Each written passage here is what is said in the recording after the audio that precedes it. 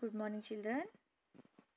मैं आपकी शिक्षिका आज 9वीं कक्षा के पाठ गुलाब सिंह इस पाठ के बारे में बताने जा रही हूँ। इस पाठ को लिखने वाली लेखिका है सुभद्रा कुमारी चौहान। इस पाठ का यहाँ पर आशय यह है बच्चों, इस कहानी से आप देशभक्ति क्या है, त्याग, बलिदान, भाई बहन का प्रेम, प्रजा की जिम्मेदारियां, कर्तव्य आदि का परिचय पा सकते हो। इस पाठ में झंडा स्वतंत्रता के संकेत के रूप में दिखाया गया है। ठीक है बच्चों, यह एक भाई बहन की एक कथा है। इसका प्रेम कैसा है, इन दोनों का प्रेम कैसा है, वे दोनों अपनी जिम्मेदारियां अपने देश के प्रति कैसे निभाते हैं, इस पाठ में दिया गया है।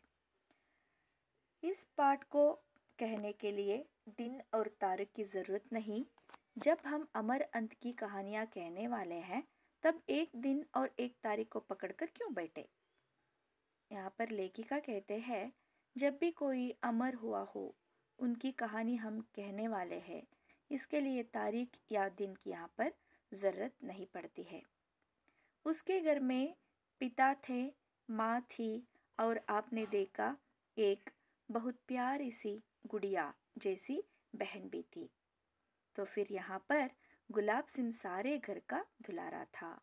गुलाब सिंह वो क्या था, ಇಡೀ ಮನೆಯ ಪ್ರೀತಿಯ ಮಗನಾಗಿ ಅವನು ಇದ್ದ ಅಂತ ಇಲ್ಲಿ ಹೇಳ್ತಾ ಇದ್ದಾರೆ। ಒಂದು ದಿನ ಏನಾಗತ್ತಂದ್ರೆ, एक दिन की बात है, वह बीमार पड़ा। माँ ने उसका खाना बिल्कुल बंद कर दिया था, पर उसका बार बार कुछ खाने को मांगना छोटी बहन से न सहा गया। वह चुपके से गुड़ और चने चुरा लाई और खिला दिए अपने भैया को।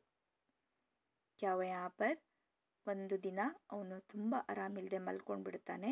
ಆವಾಗ ಅಮ್ಮನ ಹತ್ರ ಅಮ್ಮ ಏನು ಮಾಡ್ತಾರಂದರೆ ಪೂರ್ತಿ ಅವನು ಊಟನ ಬಂದ್ ಮಾಡಿಬಿಡ್ತಾರೆ, ಅಂದರೆ ಅಂಥದ್ದಿಂತ ತಿನ್ಲಿಕ್ಕೆ ಕೊಡಂಗಿಲ್ಲ। ಆವಾಗ ಏನನ್ನಾದರೂ ಅವನು ಪದೇ ಪದೇ ತಿನ್ಲಿಕ್ಕೆ ಕೇಳ್ತಾ ಇರ್ತಾನೆ।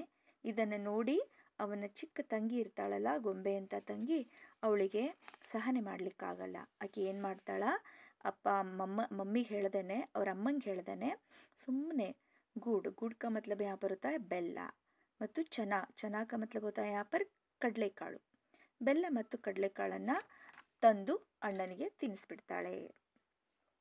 ಅವಾಗ ತಿನ್ನಿಸಿದಾಗ ಏನಾಗುತ್ತೆ, उसके बाद भैया का बुखार बढ़ गया पर वह तो खिला ही चुकी थी। ಅದನ್ನ ತಿಂದ ನಂತರ ಆ ಅಣ್ಣನ ಒಂದು ಜ್ವರ ಏನಿರುತ್ತೆ ಅದು ಹೆಚ್ಚೇ ಆಗುತ್ತೆ, ಕಡಿಮೆ ಅಂತೂ ಆಗಲ್ಲ, ಆದರೆ ಅವಳಂತೂ ತಿನ್ನಿಸ್ಬಿಟ್ಟಿದ್ಲು। अपने भाई के संतोष के लिए वह माँ बाप की गुस्सा भी सहने को तैयार थी। ಆ ಅಣ್ಣನ ಒಂದು ಸಂತೋಷಕ್ಕಾಗಿ ಅಮ್ಮ ಅಪ್ಪ ಬೈದ್ರು ಪರವಾಗಿಲ್ಲ ಅಂತ ಹೇಳಿ ಅದನ್ನ ಸಹಿಸ್ಲಿಕ್ಕೂ ಕೂಡ ತಂಗಿ ಇಲ್ಲಿ ತಯಾರಾಗಿದ್ಲು। ಪರ್ ಭಾಯಿನೇ ಗೂಡ್ ಚೆನೆ ಕಿ ಬಾತ್ ಕಿಸಿಗೂ ನ ಬತಾಯಿ, ಆದರೆ ಅಣ್ಣ ಇಲ್ಲಿ ಆ ಒಂದು ಬೆಲ್ಲ ಮತ್ತು ಕಡಲೆಕಾಳನ್ನು ತಿಂದಂಥ ವಿಷಯವನ್ನ ಇಲ್ಲಿ ಯಾರಿಗೂ ಹೇಳಲ್ಲ ಮಕ್ಕಳೇ। ಧೀರೆ ಧೀರೆ ರೋಗ್ ಉತರ ಗಯಾ ಪರ್ ಭಾಯಿ ಕೆ ಮನ್ ಪರ್ ಬಹನ್ ಕೆ ಪ್ರೇಮ್ ಕಿ ಛಾಪ್ ಪಡ್ ಗಯಿ। ನಿಧಾನವಾಗಿ ಅವನಿಗೆ ಜ್ವರ ಎಲ್ಲ ಕಡಿಮೆ ಆಗುತ್ತೆ, ಆದರೆ ಅಣ್ಣನಿಗೆ ಒಂದು ತಂಗಿಯ ಒಂದು ಪ್ರೀತಿ ಏನಾಗುತ್ತೆ, ಅದು ಒಂದು ಮನಸ್ಸಲ್ಲಿ ಅವನಿಗೆ ಸದಾ ಅಲ್ಲಿ ಕುತ್ಕೊಳ್ಳುತ್ತೆ। ऐसे एक नहीं अनेक बातें बहन की, माँ की, पिता की उसके मन पर ಚಪಿ ಥಿ। ಇಂಥ ಎಷ್ಟೋ ಮಾತುಗಳು ನಾವು ಮನೆಯಲ್ಲಿ ಇರ್ತಾವಂದಮೇಲೆ ನಮ್ಮ ಅಣ್ಣ ತಮ್ಮ, ಅಕ್ಕ ತಂಗಿ, ಅಪ್ಪ ಅಮ್ಮ ಅವರ ಕೆಲವೊಂದು ಪ್ರೀತಿಯ ಮಾತುಗಳನ್ನು ನಾವು ಯಾವತ್ತೂ ಮೆಮರೈಸ್ ಮಾಡ್ತಾ ಇರ್ತೀವಿ ಮಕ್ಕಳೇ, ಹೌದು ತಾನೆ। वह कभी उनमें लड़ता झगड़ता भी पर आंखों के आंसू और मन के रंग उसके मन पर छपी इन तस्वीरों को धो न सके। ಆದರೆ ಯಾವಾಗಾದರೂ ಜಗಳ ಆಡ್ತಿರ್ತಾರೆ, ಮಾಡ್ತಿರ್ತಾರೆ, ಆದರೆ ಕಣ್ಣಲ್ಲಿರೋ ನೀರು, ಆಮೇಲೆ ಮನಸ್ಸಿನಲ್ಲಿರೋ ಒಂದು ಪ್ರೀತಿ ಯಾವತ್ತೂ ಈ ಒಂದು ಅವನ ಚಿತ್ರದಿಂದ, ಮನಸ್ಸಿನಲ್ಲಿರುವ ಚಿತ್ರದಿಂದ ಯಾವತ್ತೂ ಹೋಗೋದಿಲ್ಲ। एक दिन उसको एक बात होती है, ऐसी हवा, गुलाब सिंह यहाँ पर फील कर रहे हैं, अनुभव कर रहे हैं। एक दिन ऐसी हवा बही कि मुरझाए हुए दिलों में नई जान आ गई। यह हवा उमंगों की हवा थी। बड़ा भारी जुलूस निकला था। एक बार क्या हुआ, गांव में सब कुछ ठीक ठाक था, सब कुछ हंसी खुशी से रहते थे। इसने इतने में वहाँ पर क्या होता है, एक बार बड़ा भारी जुलूस निकलना था। यहाँ पर जुलूस का मतलब होता है ಏನು ಮಾಡೋದು, ಸ್ಟ್ರೈಕಿಗೆ ಹೋಗೋದು, ಅಂದರೆ ಜನಯಾತ್ರೆ ಅಂತ ನಾವಿಲ್ಲಿ ಅದಕ್ಕೆ ಹೇಳ್ತೀವಿ. ಒಂದು ಜನಯಾತ್ರೆಯಲ್ಲಿ ಹೊರಡತ್ತೆ. ಪರ್ ಬಾದಶಾಹ ಕಾ ಹುಕ್ಮ್ ತಾ, ಬಾದಶಾಹನ ಒಂದು ಹುಕ್ಮ ಆದೇಶ ಇತ್ತು. ಏನಂದರೆ ಜುಲೂಸ್ ನ ನಿಕ್ಲೆ, ಜುಲೂಸ್ಗೆ ಯಾರು ಜನಯಾತ್ರೆಗೆ ಹೋಗಬಾರ್ದು ಅಂತ ಹೇಳಿ ಇಲ್ಲಿ ಬಾದಶಾಹನ ಒಂದು ಆಜ್ಞೆ ಆಗಿರುತ್ತೆ. ಶಹರ್ ಮೇ ಆತಂಕ ಛಾ ಗಯಾ, ಇಡೀ ಊರಲ್ಲಿ ಆತಂಕ ಅಂದ್ರೇನು, ಭಯ, ಎಲ್ಲರೂ ಆ ಕಡೆ ಈ ಕಡೆ ಓಡೋದು ಅಂತ ಹೇಳಿ ಒಂದು ಆತಂಕ ಅಲ್ಲಿ ಶುರುವಾಗತ್ತೆ. ಬಡಾ ಆಯಾ ಬಾದಶಾ ಕ್ಯೂ ನ ನಿಕ್ಲೆ ಜುಲೂಸ್, ತಂಗಿ ಕೇಳ್ತಾಳೆ ಯಾಕೆ ಬಾದಶಾ ಭಾರಿ ಬಂದ ಇವನು, ಯಾಕೆ ಊರಲ್ಲೆಲ್ಲ ಒಂದು ಜನಯಾತ್ರೆ ಹೋಗಬಾರ್ದು. ಕ್ಯೂ ನ ನಿಕ್ಲೆ ಹಮಾರೆ ಝಂಡಾ, ಬಾಯಿನೇ ಬಹನ್ ಸೆ ಕಹಾ, ಅಣ್ಣ ಅಲ್ಲಿ ತಮ್ಮ ಇಬ್ರು ಕೂಡ ಇಲ್ಲಿ ಮಾತಾಡ್ಕೊಳ್ತಾರೆ.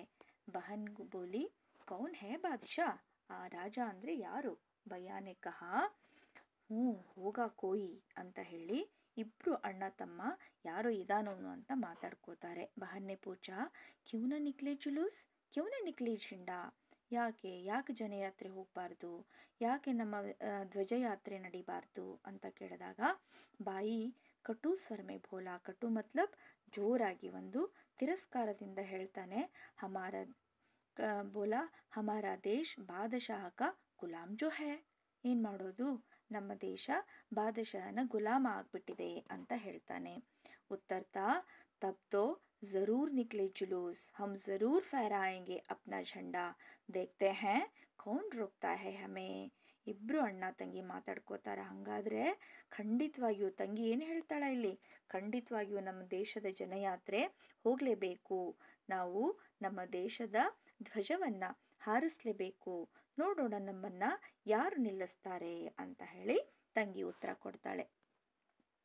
झंडे की तैयारी होने लगी, बहन ने अपनी पुरानी ओढ़नी फाड़कर झंडा बना लिया, लाल हरा रंग भी चढ़ गया. भाई ने उसे अपने खेलने के डंडे से बांध लिया, झंडा तैयार था. ಇಲ್ಲಿ ಏನಾಗುತ್ತೆ, ತಂಗಿ ಧ್ವಜದ ಒಂದು ತಯಾರಿಯನ್ನ ಮಾಡ್ತಾಳೆ. ಇಲ್ಲಿ ಅಣ್ಣ ಕೂಡ ಏನು ಮಾಡ್ತಾನೆ, ತನ್ನ ಆಡುವಂಥ ಒಂದು ಕೋಲನ್ನು ಕಟ್ಟಿ झंडाನ ರೆಡಿ ಮಾಡ್ತಾನೆ. ಅಬ್ ಭಾಯಿ झंडा लेकर चला, ಈಗ ಸಹೋದರ ಇಲ್ಲಿ ಏನು ಮಾಡ್ತಾನೆ, ಆ ಒಂದು ಧ್ವಜವನ್ನು ತಗೊಂಡು ಹೋಗ್ತಾನೆ. ಇಲ್ಲಿ ತಂಗಿ ಕರೀತಾಳೆ, ಅರೆ ಭಾಯಿ ಜಾತೆ ಕಹಾ ಹೋ, ಹಮ್ ಭಿ ಸಾಥ್ ಚಲೇಂಗೆ, ಬಹನ್ ಆಗ್ರಹ ಸೆ ಬೋಲಿ. ಪರ್ ಬಹನ್ ಬಡಿ ದೂರ್ ಜಾನಾ ಹೈ, ತುಮ್ ಥಕ್ ಜಾओगी, ಆದರೆ ಸಹೋದರಿ ತುಂಬ ದೂರ ಹೋಗಬೇಕು, ನಿಂಗೆ ಸುಸ್ತಾಗತ್ತೆ. ನಹಿ ಭಯ್ಯ ನಹಿ ಬಹನ್ ಅಂತ ಇಬ್ರು ಕೂಡ ಇಲ್ಲಿ ವಾದ ವಿವಾದವನ್ನ ಮಾಡ್ತಾರೆ.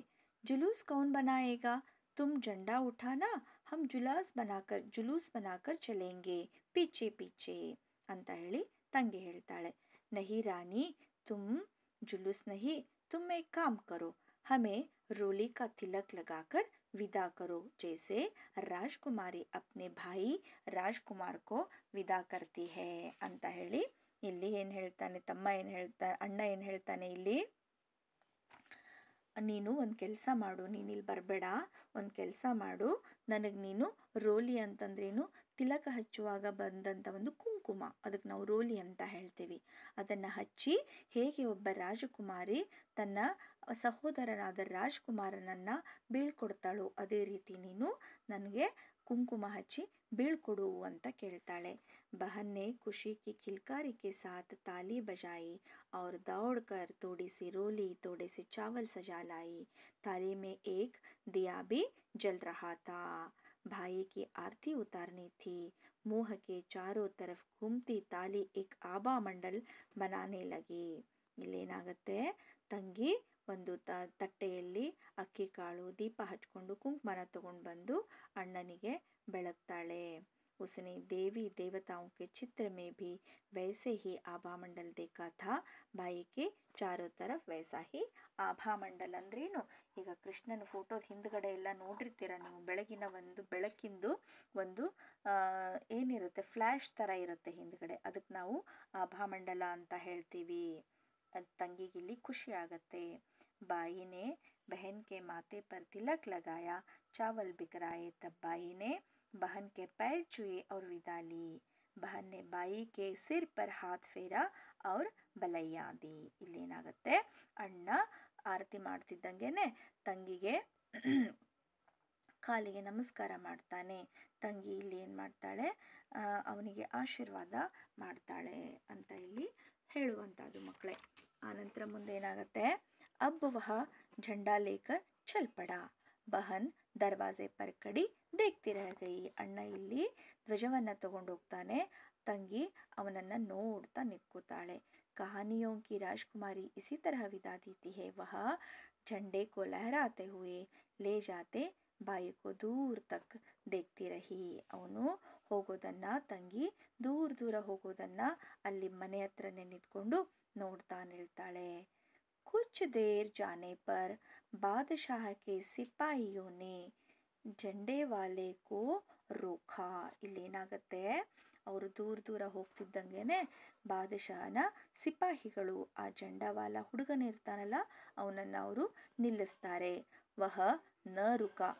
बादशाह के सिपाहियों ने गोली चला दी. वह गिर पड़ा. झंडा न गिरा, वह उसके हाथ में था. गोली चलते देख कोई उसके पास न आया. सब लोग वहाँ पर देखते रहे. ये कहलाते हैं प्रजा की अपनी जिम्मेदारियाँ. कोई भी उस लड़के पर गोली चलाता है वहाँ पर बादशाह के सिपाहियों ने, लेकिन वो गिर पड़ा खून से लथपथ होकर. लेकिन उसकी सहायता करने के लिए वहाँ पर कोई न आया, सिर्फ उन्हें देखते रह गए. वह पुकारती रही. यहाँ पर क्या होता है, वह दौड़ पड़ी. बहन ने भाई को गिरते देखा. वह दौड़ पड़ी. भाई खून से लथपथ पड़ा था. वह पुकारती रही, भैया भैया कहकर वे क्या करती है, पुकारती रहती है. बाई के प्राण मानो यह अमृतवाणी सुनकर लौट पड़े. वह बोला तो आ गई, यह झंडा ले. ಅವಳ ಒಂದು ಧ್ವನಿಯನ್ನು ಕೇಳ್ತಿದ್ದಂಗೆನೆ ಯಾವುದೋ ಒಂದು ಅಮೃತವಾಣಿ ಕೇಳ್ದಂಗಾಗತ್ತೆ ಆ ಹುಡುಗನಿಗೆ. ಅವಾಗ ಅವನು ಹೇಳ್ತಾನೆ, ನೀನು ಬಂದೆಯಾ, ಈ ಒಂದು ಧ್ವಜವನ್ನು ತಗೋ ಅಂತ ಹೇಳಿ ಅವಳ ಕೈಯಲ್ಲಿ ಕೊಡ್ತಾನೆ. बहन ने झंडा थाम लिया. बाई चला गया. बहुत रोई पर झंडा हाथ में उठाई रही. ಬಹಳ ಅಳ್ತಾಳೆ ತಂಗಿ ಇಲ್ಲಿ. ಆದರೆ ಅವಳು ತನ್ನ ಒಂದು ಅಣ್ಣನ ಒಂದು ಆ ಧ್ವಜವನ್ನ ಕೈಗೆತ್ಕೋತಾಳೆ ಮಕ್ಕಳೇ. ಕೈಗೆತ್ಕೊಂಡು ಬಹಳ ಅಳ್ತಾಳೆ. लोग भागे आए. उन्होंने बाई की देह उठाई. आगे आगे झंडा लिए बहन ಚಲ್ನೆ ಲಗಿ. ಇಲ್ಲೇನಾಗುತ್ತೆ, ಅವಳು ಅಳಬೇಕಾದ್ರೆ ಸಿಪಾಯಿಗಳು ಅಲ್ಲಿಂದ ಹೊರಟು ಹೋಗ್ತಾರೆ. ಹೊರಟು ಹೋದ್ಮೇಲೆ ಭಾರಿ ಒಂದು ಜಯವನ್ನು ಸಾಧಿಸಿದಿವೇನು ನಾವು ಅನ್ನೋ ರೀತಿಯಲ್ಲಿ ಅಲ್ಲಿಂದ ಹೊರಟು ಹೋಗ್ತಾರೆ. ಆಗ ಆ ಹುಡುಗಿ ತನ್ನ ಕೈಯಲ್ಲಿ ಆ ಒಂದು ಧ್ವಜವನ್ನು ಹಿಡ್ಕೋತಾಳೆ. ಹಿಡ್ಕೊಂಡು ಜನರೆಲ್ಲ ಆ ಹುಡುಗನ ಶವವನ್ನು ಎತ್ಕೋತಾರೆ. ಇಲ್ಲಿ ಹುಡುಗಿ ಮುಂದೆ ಮುಂದೆ ಆ ಜೆಂಡಾ ಅಂದರೆ ಧ್ವಜವನ್ನು ತನ್ನ ಕೈಯಲ್ಲಿ ಹಿಡ್ಕೊಂಡು ಹೊರಡ್ತಾಳೆ. लेकिन यहाँ पर क्या होता है, बादशाह का हुक्म था बच्चों जुलूस ಇಲ್ಲೇನಾಗುತ್ತೆ, ಜನಯಾತ್ರೆ ಆಗೋದಿಲ್ಲ ಅಂತ ಹೇಳಿ ಬಾದಶಾಹ ರಾಜನ ಒಂದು ಆದೇಶ ಇರುತ್ತೆ. ಆದರೆ ಇಲ್ಲಿ ಜನಯಾತ್ರೆ ನಡೆಯುತ್ತೆ. ಒಂದೇ ಒಂದು ದುಃಖದ ವಿಚಾರವಂದರೆ ಆ ಹುಡುಗ ಇಲ್ಲಿ ಮರಣ ಹೊಂದುತ್ತಾನೆ. झंडा निकला और बड़ी शान से निकला. यहाँ पर क्या हुआ है, उस बादशाह के विरोध में इस बच्चे गुलाब सिंह ने अपने प्राणों की बलि दी. किसके लिए, देशभक्ति के लिए बच्चों, है कि नहीं. इसलिए यहाँ पर बहुत शान से यहाँ पर एक जुलूस निकला. यह बालक था गुलाब सिंह जो अपनी सुगंध बिखेर कर चला गया. मतलब यहाँ पर यह होता है, सुगंध बिखेरने का मतलब क्या होता है, हमें एक मैसेज देना, तुम लोग भी अपने देश के लिए अपनी प्राणों की बलि दे दो. यहाँ पर इस बालक को देखकर हमें भी अपने देश पर क्या करना है, देशभक्ति रखना है. हमारे देश के लिए हमें अपनी प्राणों की बलि देना है, अपने निछावर करना है, बलि देना है. देशभक्ति, त्याग, इस मनोभावना को आप इस पाठ में सीखे हो ना बच्चों। ठीक है, अभी अगले वीडियो में मैं इस पाठ को पढ़ूंगी, आपको ध्यान से देखना है, अपना बुक अपने आगे रख कर खोल कर पढ़ना है। ठीक है बच्चों, थैंक यू।